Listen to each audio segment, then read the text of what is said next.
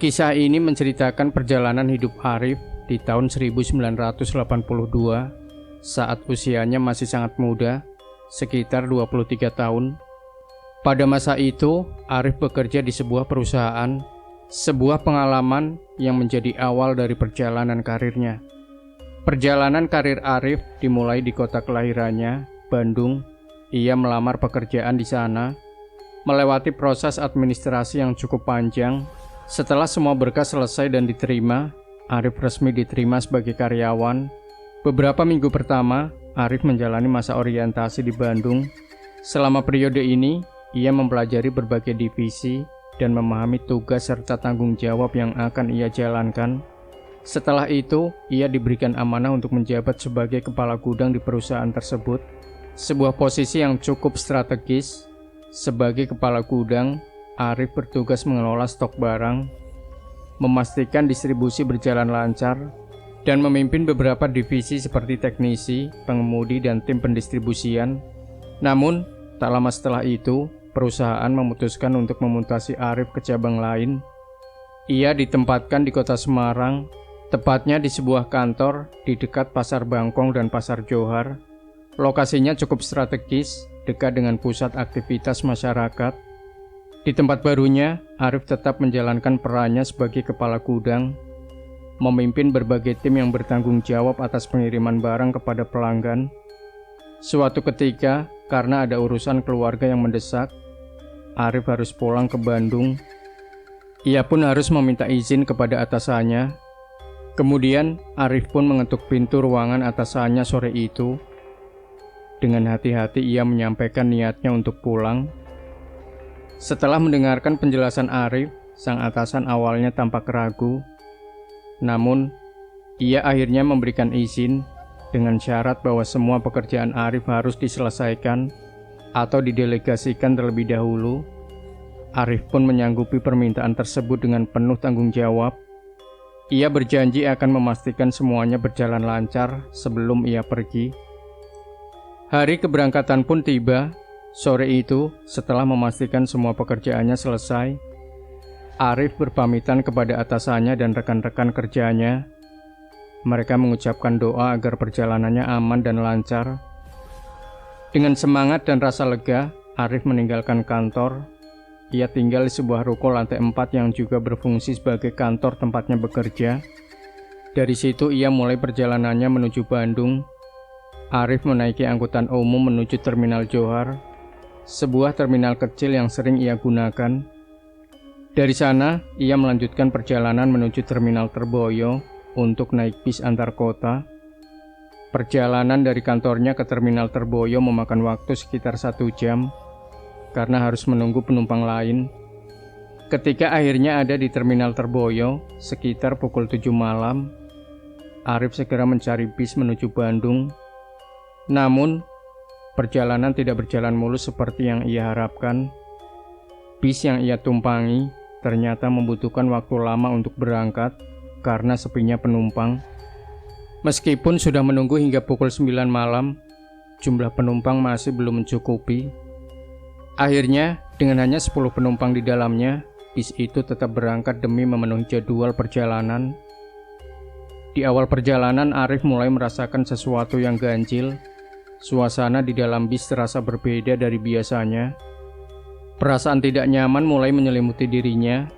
Ia mencoba memahami situasi, namun sulit untuk mengabaikan firasatnya. Bis itu melaju pelan, membelah malam yang sunyi, membawa Arif menuju pengalaman yang mungkin akan ia kenang seumur hidup. Arif, yang kala itu masih muda, terus berusaha berpikir positif selama perjalanan malamnya di dalam bis. Ia meyakinkan dirinya bahwa perjalanan ini akan berakhir dengan selamat, meskipun suasana di dalam bis terasa ganjil. Dengan mengucap bismillah, ia berharap agar segala sesuatunya berjalan lancar hingga tiba di Bandung. Bagi Arif, yang terpenting adalah sampai di tujuan dalam keadaan aman dan sehat. Perjalanan bis perlahan melaju meninggalkan Semarang, melewati berbagai kota seperti Weleri, Kendal, dan akhirnya memasuki wilayah Batang. Kala itu, Arif tidak terlalu familiar dengan wilayah tersebut. apalagi dengan nama Alas Roban yang kelak akan ia kenang sepanjang hidupnya. Perjalanan melewati tanjakan dan turunan yang curam semakin menguji ketenangan batinnya. Salah satu tanjakan yang dilalui dikenal dengan nama Tanjakan Cilukba. Meski Arif baru menyadari hal itu, kemudian jalan yang berkelok dan suasana malam yang gelap memberikan sensasi perjalanan yang berbeda bagi Arif. Meskipun tetap terjaga dan waspada, rasa kantuk perlahan mulai menyergapnya. Aktivitas sejak pagi telah menguras energinya, membuat tubuhnya terasa berat dan matanya sulit untuk tetap terbuka. Pada akhirnya ia tertidur di tengah jok bis yang ia tempati. Tidur itu awalnya terasa seperti kelegaan, tetapi perlahan berubah menjadi pengalaman yang aneh dan membingungkan. Dalam tidurnya, Arif merasa bis itu terus berjalan. Namun anehnya ia mendapati banyak penumpang baru yang naik. Perasaan ini begitu nyata, seakan ia tidak sedang bermimpi. Penumpang-penumpang itu terlihat memenuhi bis, membuat suasana menjadi lebih ramai dari sebelumnya. Namun, ada satu sosok yang menarik perhatiannya. Seorang kakek-kakek dengan kemeja putih dan peci yang agak miring ke kanan. Sosok ini duduk di barisan belakang, tetapi kemudian mendekati ke arahnya. Sosok kakek itu berbicara dengan nada lembut, namun aneh. Ia meminta rokok kepada seorang penumpang wanita di depan, tetapi kemudian beralih ke Arif. Dengan sopan, kakek itu meminta rokok kretek setelah menolak rokok filter yang awalnya Arif tawarkan. Arif yang saat itu masih merokok dengan santai memberikan rokok kretek yang dimintanya. Sang kakek tampak senang, mengucapkan terima kasih dan kemudian menyalakan rokoknya. Setelah 2 isapan, ia lalu beranjak ke belakang bis. Namun sesuatu yang ganjil segera menarik perhatian Arif. Ketika ia menoleh ke belakang, kakek itu tidak lagi terlihat di tempat duduknya. Yang lebih aneh lagi, rokok yang tadi ia hisap masih menyala di dekat kaca jendela. Namun sosoknya benar-benar menghilang. Arif mencoba mencari tahu, tapi tidak ada satupun penumpang yang memberikan jawaban. Rokok itu tetap membara, memancarkan kepulan asap tipis yang kontras dengan suasana di dalam bis. Perasaan tidak nyaman mulai menguasai Arif. Ia menoleh ke penumpang lain yang duduk di deretan sebelahnya. Seorang pria dengan wajah pucat pasi. Arif mencoba bertanya sopan, menanyakan tujuan pria tersebut, namun tidak ada jawaban. Diamnya pria itu membuat suasana semakin janggal. Arif mencoba berpikir positif, mengira pria itu mungkin sedang sakit atau mengalami gangguan pendengaran. Namun wajahnya yang kaku dan tatapan kosong membuatnya merinding. Dan deras mulai turun, menambah kesan mencekam perjalanan malam itu. Tetesan air menghantam kaca bis, menciptakan suara ritmis yang kadang menenangkan. Namun kali ini justru menambah rasa tegang. Jalan yang licin membuat bis sedikit bergoyang, hingga akhirnya terasa mulai oleng. Saat itu Arif tak bisa menahan rasa herannya terhadap bis yang ia tumpangi. Perjalanan yang terasa ganjil sejak awal kini semakin membingungkan. Mengapa bis ini melaju begitu cepat di tengah kondisi hujan deras seperti ini? Pikirnya sembari memperhatikan tetesan air yang membasahi kaca jendela. Jalan yang licin dan pandangan gelap semakin mempertegas suasana malam yang mencekam. Namun, tiba-tiba bis mengerem mendadak dan menepi ke pinggir jalan. Bis berhenti tanpa pemberitahuan, dan sang sopir dengan cepat mengambil payung sebelum turun. Arif bersama penumpang lain hanya bisa saling menatap penuh tanda tanya. Beberapa menit berlalu, namun tak ada penjelasan dari sang sopir. Setelah beberapa saat, ia kembali ke dalam bis, menutup payung dan melanjutkan perjalanan seperti biasa. Rasa penasaran memenuhi benak Arif, tetapi ia memilih untuk tidak terlalu memikirkannya. Mungkin hanya hal sepele, gumamnya dalam hati, mencoba berpikir positif. Belakangan ia mengetahui bahwa sopir tersebut hanya berhenti untuk buang air kecil di pinggir jalan. Perjalanan pun berlanjut hingga bis akhirnya tiba di terminal kota Pemalang. Sepanjang perjalanan sebelumnya, Berbagai kejadian aneh terus menghantui pikiran Arif. Ia teringat kembali pada sosok kakek-kakek yang meminta rokok kepadanya. Kakek itu tiba-tiba menghilang setelah mengambil rokok, meninggalkan puntung yang masih menyala di dekat kaca jendela. Seorang pria yang terlihat pucat dan tidak merespon saat diajak bicara. Semuanya terasa janggal. Seakan-akan ada sesuatu yang tak kasat mata menyertai perjalanan itu. Ketika bis kembali melaju, rasa tidak nyaman semakin menguat. Sopir bis yang sebelumnya mengemudi dengan kecepatan tinggi sempat mengerem mendadak hingga membuat kendaraan oleng. Arif merasa semakin resah. Ketika bis berhenti lagi, ia memutuskan untuk turun dan berpindah ke bis lain yang menuju Bandung. Ia merasa bahwa melanjutkan perjalanan dengan bis tersebut mungkin bukan pilihan yang bijak. Bis kedua yang ia tumpangi ternyata penuh sesak dengan penumpang. Suasana di dalamnya jauh berbeda dari bis sebelumnya, ramai, namun terasa lebih hangat dan normal, meskipun kondisinya berdesakan. Arif merasa sedikit lebih tenang. Ia duduk dengan nyaman, mencoba menikmati perjalanan, meski rasa kantuk yang berat kembali menghampirinya. Hujan deras masih mengguyur sepanjang perjalanan, menambah dinginnya malam. Perjalanan pun berlangsung seperti biasa dengan penumpang yang naik dan turun di berbagai pemberhentian. Namun, di tengah perjalanan, bis tiba-tiba berhenti mendadak. Arif yang sempat terlelap langsung terbangun, jantungnya berdegup kencang. Sopir bis terdengar berbicara kepada kondektur, menanyakan sesuatu dengan nada cemas. Arif menangkap sepenggal percakapan mereka. Meskipun hujan deras meredam sebagian besar suara, sopir menyebut bahwa ada sesuatu di jalan dan ia yakin itu adalah anak kucing. Kondektur segera turun untuk memeriksa di bawah hujan deras. Beberapa menit kemudian, ia kembali dengan membawa 3 anak kucing yang basah kuyup. "Ini anak kucing, Mas," katanya kepada sopir sambil mengangkat makhluk kecil itu yang terlihat menggigil kedinginan. Arif dan beberapa penumpang lain menatap heran, tetapi sebagian besar merasa iba melihat kondisi anak kucing tersebut. Sopir dan kondektur berdiskusi singkat. Mereka memutuskan untuk menyelamatkan kucing-kucing itu daripada membiarkannya tergeletak di jalan. Kucing adalah makhluk yang disayangi Nabi, jadi sudah seharusnya kita menjaganya, ujar salah seorang penumpang yang turut berkomentar. Setelah mencari cara untuk menempatkan kucing-kucing itu dengan aman, mereka akhirnya menemukan sebuah karung goni di bagian belakang bis. Anak-anak kucing itu dimasukkan ke dalam warung yang kemudian diikat longgar agar tidak menyakiti mereka, lalu diletakkan di kolong jok belakang. Perjalanan dilanjutkan kembali dengan hujan yang perlahan mulai reda. Arif memperhatikan para penumpang yang masih tersisa. Jika sebelumnya bis terasa penuh sesak, kini kursi-kursi mulai terlihat kosong. Hanya tersisa sekitar 10 orang yang bertahan. Penumpang naik dan turun di berbagai pemberhentian, sementara Arif duduk di tengah bis, menikmati perjalanan yang berlanjut dengan suasana yang semakin sunyi. Sekitar 30 menit setelah kejadian dengan anak kucing yang mereka selamatkan, bis kembali melambat. Kali ini seorang perempuan terlihat berdiri di tepi jalan menghadang bis dengan gerakan tangan yang memaksa kendaraan berhenti.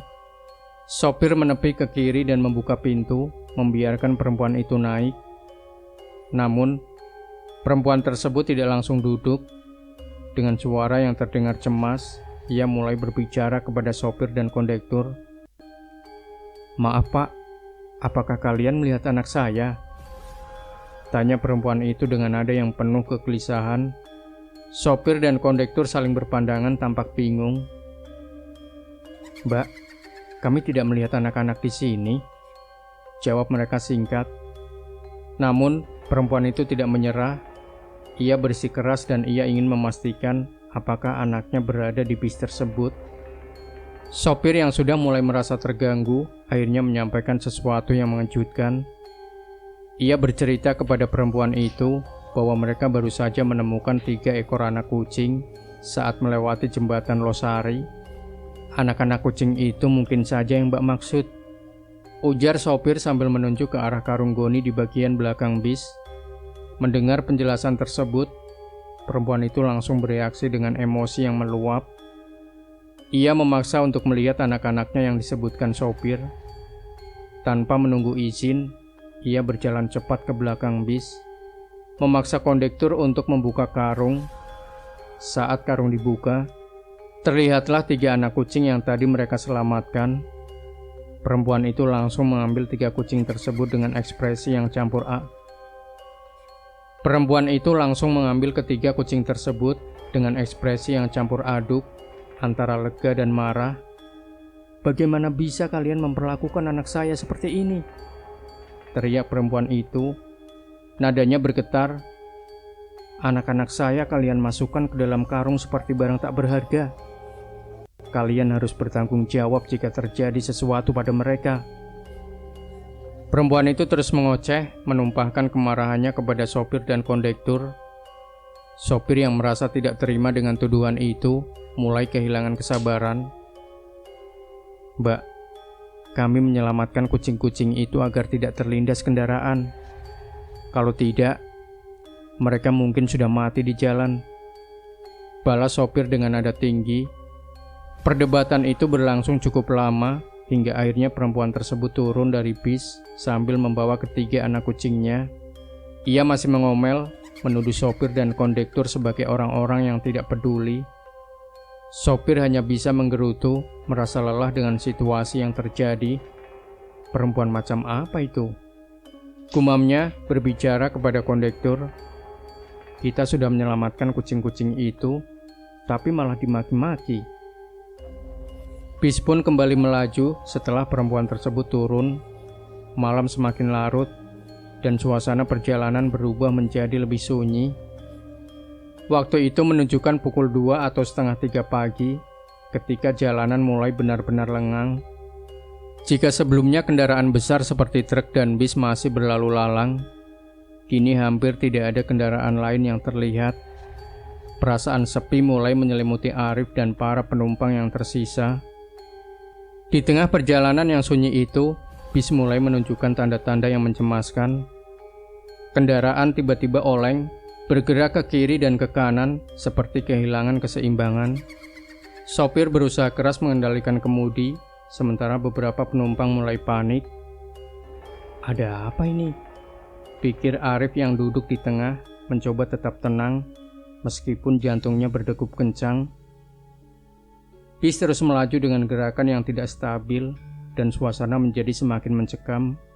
Malam yang gelap, jalanan yang sepi, dan kendaraan yang mulai kehilangan kendali menciptakan ketegangan yang sulit diabaikan. Arif hanya bisa mengucap doa dalam hati, berharap agar perjalanan ini segera berakhir dengan selamat. Perjalanan bis yang awalnya hanya terasa ganjil, kini berubah menjadi momen yang menegangkan. Arif menyadari bahwa bis terus melaju dengan gerakan yang tidak stabil. Kendaraan itu oleng ke kanan, lalu tiba-tiba dibanting kembali ke kiri dengan hentakan yang kuat. Para penumpang mulai panik, memegangi kursi dan berpegangan erat untuk menjaga keseimbangan. Suasana semakin kacau ketika bis kembali dibanting ke kanan dengan kecepatan tinggi, hingga akhirnya kehilangan kendali. Arif merasakan hentakan keras saat bis terpelanting ke pinggir jalan. Tubuhnya terguncang hebat, dan suara kaca yang pecah memenuhi udara. Semua terasa begitu cepat, hingga tiba-tiba segalanya menjadi hening. Dalam kondisi linglung, Arif membuka matanya perlahan.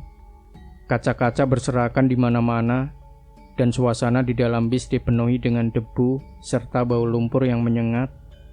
Ia mencoba bergerak, memastikan tubuhnya masih bisa digerakkan meski terasa sakit di beberapa bagian. Seorang kondektur mendekatinya, tampak panik tetapi tetap berusaha tenang. "Mas, sampean lewat ke depan saja ya. Hati-hati ya," ujar kondektur tersebut sambil menunjuk ke arah kaca depan bis yang sudah hancur. Arif menurut meskipun hatinya diliputi keraguan. Kaca depan itu adalah satu-satunya jalan keluar yang tersedia. Dengan langkah hati-hati sambil membawa tas, ia mengikuti instruksi kondektur. "Awas mas, hati-hati. Loncat pelan-pelan," kata kondektur lagi memberikan arahan. Arif akhirnya melompat keluar dari bis dan tubuhnya langsung bersentuhan dengan tanah yang basah. Kakinya tenggelam dalam lumpur yang lengket, membuat gerakannya terasa berat. Ia menatap sekeliling, mencoba memahami situasi di tengah kegelapan. Tanpa senter atau penerangan yang memadai, malam itu terasa lebih mencekam. "Mas, sini, pegang tangan saya," kata kondektur menuntunnya keluar dari area kecelakaan. Ketika akhirnya mencapai tempat yang lebih aman, Arif memberanikan diri untuk bertanya, "Mas, ini daerah mana ya?" Kondektur menjawab singkat, "Ini daerah Kebang mas, masih masuk wilayah Kabupaten Cirebon." Nama itu terdengar asing di telinga Arif yang tidak familiar dengan wilayah tersebut. Ia kemudian bertanya lagi, "Mas, penumpang yang lain pada kemana? Tadi kan masih banyak di bis." Namun, jawaban kondektur membuat Arif terkejut. "Maaf mas, penumpang itu cuma sampean saja yang ada sekarang. Selain saya dan sopir, tidak ada lagi." Kata-kata itu membuat bulu kuduk Arif meremang. Ia mencoba memproses informasi tersebut sambil mengingat kembali suasana sebelumnya. Bis yang penuh sesak dengan penumpang, namun kenyataannya sekarang berkata lain. Ia merasa bingung dan sulit percaya dengan apa yang ia dengar. Sementara itu, kondektur menjelaskan bahwa sopir saat ini sedang pingsan akibat terkena percikan air aki saat kecelakaan terjadi. "Sopirnya sudah saya angkat ke pinggir jalan untuk dirawat sebisanya," tambah kondektur. Dalam kondisi tubuh yang masih lemah, Arif mengikuti kondektur menuju sebuah warung kecil yang kebetulan ada di dekat lokasi kecelakaan. Warung itu sederhana, hanya diterangi oleh sebuah lampu petromak yang cahayanya redup karena bahan bakarnya hampir habis. Suasana di dalam warung terasa dingin dan suram. Arif duduk di salah satu bangku kayu sambil mencoba menenangkan pikirannya. "Mas, sampean ada luka tidak?" "Tidak." "Coba periksa dulu," kata kondektur sambil memperhatikan kondisi Arif. Dengan perlahan, Arif memeriksa tubuhnya, mulai dari kaki hingga kepala. "Alhamdulillah mas, tidak ada luka," jawabnya meskipun ia mengaku bahwa kepalanya terasa sangat sakit. Kondektur menyarankan Arif untuk tetap di warung dan meminta teh hangat dari pemiliknya. "Minum air hangat dulu mas, biar lebih tenang," katanya. Arif meminum teh hangat yang disuguhkan, merasakan sedikit kehangatan mengalir ke tubuhnya.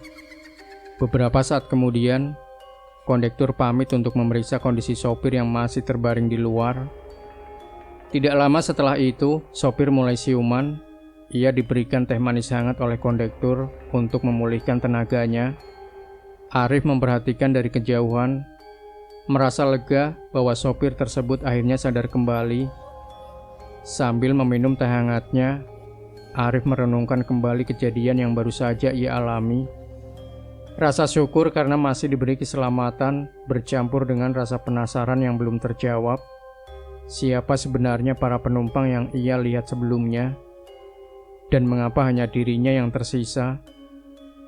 Malam itu, di bawah cahaya petromak yang redup, Arif duduk dalam diam, mencoba memahami pengalaman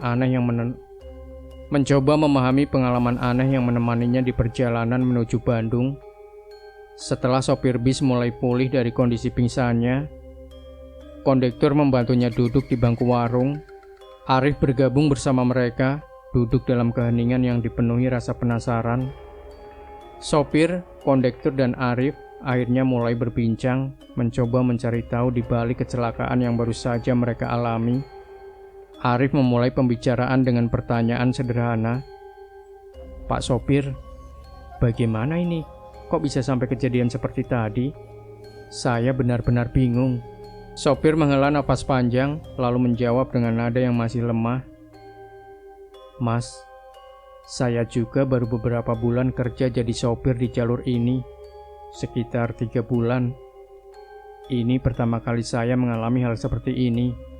katanya dengan raut wajah yang masih terlihat ketakutan. Kondektur yang duduk di sebelah sopir menimpali. "Mas, tujuan sampean mau kemana? Kalau ke Bandung, nanti kita usahakan oper ke bis lain ya. Soalnya mobil kita ini sudah nggak bisa jalan lagi. Lihat saja, jatuhnya persis di daerah kuburan." Kata-kata kondektur itu membuat Arif terkejut. "Kuburan?"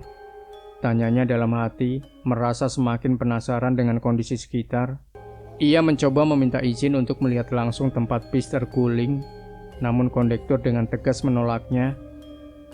"Mas, sudah di sini saja, gak usah dilihat. Nanti malah bikin takut," ujar kondektur.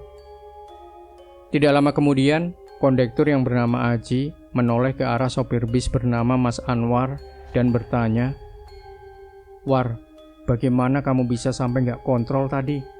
Kok bisa bawa bis sampai oleng begitu?" Sopir bis yang masih terlihat lemah mengangguk pelan dan mulai bercerita. "Jadi begini, Ci. Setelah perempuan tadi mengambil kucing, perasaan saya sudah gak enak. Entah kenapa saya merasa ada yang mengajak mengobrol. Awalnya obrolannya biasa saja, tapi makin lama makin aneh. Saya fokus ke depan, tapi perasaan saya makin kacau," katanya. Anwar melanjutkan dengan nada yang semakin tegang. "Di tengah perjalanan, tiba-tiba saya sadar kalau yang mengajak saya mengobrol itu bukan manusia. Sosoknya berubah menjadi harimau. Harimau itu melotot ke saya seperti mau menerkam. Saya kaget banget, Ci. Tiba-tiba dia benar-benar lompat ke arah saya. Saya otomatis refleks menangkis dengan tangan kiri. Sementara tangan kanan masih megang setir. Dari situ saya benar-benar kehilangan kontrol." Aji mendengar cerita itu dengan ekspresi terkejut. "Jadi, perempuan tadi itu berubah jadi harimau?" tanyanya memastikan. Anwar mengangguk. "Awalnya dia wujudnya perempuan mengobrol sama saya, tapi tiba-tiba berubah jadi harimau dan menyerang. Makanya saya sampai oleng dan bis jatuh ke makam." Jelasnya lagi, cerita sopir membuat suasana semakin mencekam dan aneh. Arif dan kondektur berdiam mencoba mencerna apa yang baru saja mereka dengar. Namun, obrolan mereka tiba-tiba terputus oleh suara pemilik warung. Seorang bapak-bapak tua yang mendekat mobil membawa secangkir teh. "Kalian semua masih beruntung," kata pemilik warung dengan nada serius. Arif, sopir dan kondektur menoleh bersamaan. "Beruntung bagaimana, Pak? Kita sudah kecelakaan, bis rusak, bahkan sopir kesiram air aki," ujar kondektur dengan nada bingung. Pemilik warung menghela nafas panjang sebelum menjelaskan. "Seminggu yang lalu, di lokasi yang sama, ada minibus yang jatuh ke makam ini. Penumpang-penumpangnya terpental ke sana kemari. Ada yang terlempar ke kanan, ada yang ke kiri. Alhamdulillah mereka selamat meski mengalami luka-luka parah." Setelah suasana sedikit mereda, pemilik warung yang duduk bersama mereka mulai bercerita lagi, memberikan penjelasan tentang daerah yang mereka singgahi. Ia membuka pembicaraan dengan mengucapkan syukur bahwa kecelakaan bis itu tidak merenggut nyawa. "Alhamdulillah, selama ini di sini tidak pernah ada sampai yang meninggal. Paling hanya korban luka, ada yang patah tulang, berdarah, atau luka-luka ringan. Kalian semua masih beruntung, masih dilindungi oleh Allah," katanya dengan nada bijak. Pernyataan itu membuat Arif semakin penasaran. "Memangnya di sini ada apa-apa?" tanyanya. Pemilik warung menghela nafas panjang, seolah mengingat kembali cerita yang pernah ia dengar dari leluhurnya. "Mas, daerah sini memang sudah lama dikenal angker. Sejak dulu, tempat ini adalah hutan belantara. Banyak sosok-sosok yang tidak kasat mata tinggal di sini. Kata kakek saya, daerah ini adalah bagian dari sebuah kerajaan siluman," ujarnya dengan nada serius. Mendengar kata kerajaan siluman, Arif merasakan bulu kuduknya meremang. Ia memperhatikan pemilik warung yang melanjutkan ceritanya dengan penuh keyakinan. Dari kerajaan itulah makhluk-makhluk tersebut sering mengganggu. Biasanya mereka menyeberang jalan, membuat pengemudi terasa seperti hampir menabrak seseorang. Kalau pengemudi berusaha menghindar, bisa-bisa kendaraannya terguling seperti tadi. Jelasnya, pemilik warung juga menambahkan bahwa gangguan tidak terjadi setiap hari. Kejadian seperti itu bisa saja menimpa siapa saja. Selain yang menyeberang, ada juga suara-suara aneh di malam hari. Kadang terdengar tangisan seperti suara perempuan yang menyayat hati. Ada juga suara tawa perempuan yang bikin telinga sakit, katanya. Wallahu a'lam, apakah itu kuntilanak atau bukan? Tapi suara seperti itu sering terdengar. Arif yang semakin penasaran bertanya lagi, Pak, kalau yang menyeberang itu, apa Bapak pernah melihat langsung? Pemilik warung mengangguk pelan. Pernah, Mas. Saya pernah melihat sosok seperti manusia menyeberang di depan warung ini. Tapi waktu saya perhatikan lebih dekat, ternyata tidak ada siapa-siapa. Bahkan pernah juga ada yang mengetuk pintu warung ini saat tengah malam. Ketika saya buka, tidak ada siapa-siapa. Kadang ada suara orang memanggil, minta beli sesuatu. Tapi waktu saya keluar, juga tidak ada orang. Mendengar cerita-cerita itu, suasana semakin mencekam. Arif hanya bisa duduk diam, mencoba mencerna cerita yang baru saja ia dengar. Pemilik warung kemudian berkata lagi, Mas, kalian harus lebih hati-hati. Daerah ini memang banyak gangguannya, tapi alhamdulillah kalian masih selamat. Percayalah, masih banyak kejadian yang lebih buruk terjadi di sini, ujarnya. Percakapan mereka berhenti sejenak ketika pemilik warung menyuguhkan teh hangat tambahan. Arif meminum teh tersebut perlahan, mencoba menghangatkan tubuhnya yang masih terasa dingin. Dalam hati, ia terus berdoa, memohon agar perjalanan menuju Bandung nantinya tidak lagi dipenuhi kejadian-kejadian aneh seperti ini. Setelah beberapa lama beristirahat di warung dan menikmati teh hangat, sopir dan kondektur akhirnya bertanya kepada Arif, Mas, bagaimana kondisinya? Sudah lebih tenang? Arif mengangguk pelan, meskipun dalam hatinya masih merasa sedikit terguncang. Alhamdulillah sudah lebih tenang, jawabnya sambil mencoba tersenyum. Sopir melanjutkan, Baik Mas, kami sarankan sampean melanjutkan perjalanan dengan bis lain. Kami tidak bisa mengantar sampai Bandung. Arif yang memahami situasi mengangguk lagi, tetapi ia tak bisa menahan rasa ingin tahunya. Kalau begitu, bis yang terguling ini bagaimana? Bagaimana proses evakuasinya? Tanyanya. Kondektur menjawab dengan nada penuh tanggung jawab. Mas, tenang saja. Urusan evakuasi biar kami yang atur. Kami akan menunggu hingga siang hari untuk memanggil bantuan mobil derek. Akan ada teman-teman yang lewat sini untuk memberitahu kami siapa yang bisa membantu. Arif mengucapkan terima kasih kepada sopir dan kondektur. Ia menyalami keduanya dengan penuh rasa syukur karena mereka masih selamat meski mengalami kecelakaan. Ia juga tak lupa menyampaikan rasa terima kasih kepada pemilik warung yang sudah membantu mereka dengan memberikan tempat untuk berteduh dan minuman hangat. Hati-hati ya Mas, semoga perjalanan selanjutnya lancar dan tidak ada kendala lagi. Pesan pemilik warung sebelum Arif bersiap meninggalkan tempat itu. Namun sebelum beranjak, Arif teringat sesuatu. Mas, maaf, sepatu saya kayaknya tertinggal di dalam bis, ujarnya sambil menunjuk ke arah lokasi bis yang terguling. Kondektur tertekun sesaat sebelum menjawab, Astagfirullah, sampean tadi berjalan di atas pecahan kaca tanpa sepatu. Seluruh kaca bis itu hancur, Mas. Bagaimana bisa sampean tidak terluka? Arif sendiri baru menyadari hal itu. Ia merasa bersyukur karena meskipun berjalan di atas pecahan kaca, kakinya tetap utuh tanpa goresan sedikit pun. Kemudian pemilik warung memberikan sandal untuk Arif gunakan. Alhamdulillah, terima kasih Pak. Semoga perjalanan ini berakhir dengan selamat, ucap Arif sambil tersenyum lega.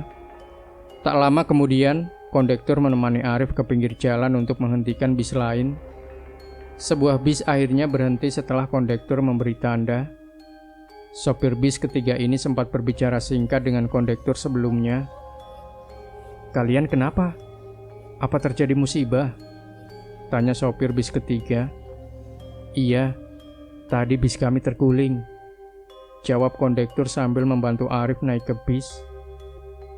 Arif melanjutkan perjalanan dengan bis ketiga itu, namun perasaan trauma masih menyelimuti hatinya. Setiap kali bis melaju dengan kecepatan tinggi atau mengerem mendadak, Arif spontan tersentak. "Astagfirullah," ucapnya pelan, mencoba menenangkan diri. Penumpang yang duduk di sebelahnya memperhatikan dan bertanya, "Mas, ada yang sakit?" Arif menggeleng pelan. "Tidak, Pak. Saya hanya sedikit trauma. Sebelumnya saya mengalami kecelakaan bis," jawabnya. Penumpang itu mendengarkan dengan penuh perhatian. "Kecelakaan? Bagaimana ceritanya, Mas?" tanyanya lagi. Arif menceritakan singkat tentang bis yang terguling di dekat makam. "Alhamdulillah, saya dan kru bis lainnya masih selamat," ujarnya menutup cerita. Penumpang itu menatap Arif dengan rasa syukur. "Alhamdulillah, Mas, yang penting selamat. Semoga perjalanan ini juga aman untuk kita semua," katanya sambil tersenyum. Malam perlahan berganti pagi. Cahaya matahari mulai terlihat di kejauhan, membawa kehangatan setelah malam yang mencekam. Arif merasa sedikit lega saat bis perlahan memasuki wilayah Bandung. Setelah perjalanan panjang yang penuh dengan cobaan, akhirnya ia tiba di terminal bis Cicahem. Dengan langkah yang lelah tetapi hati yang penuh rasa syukur, Arif turun dari bis dan menatap sekeliling, menyadari bahwa ia akhirnya sampai di tujuannya dengan selamat.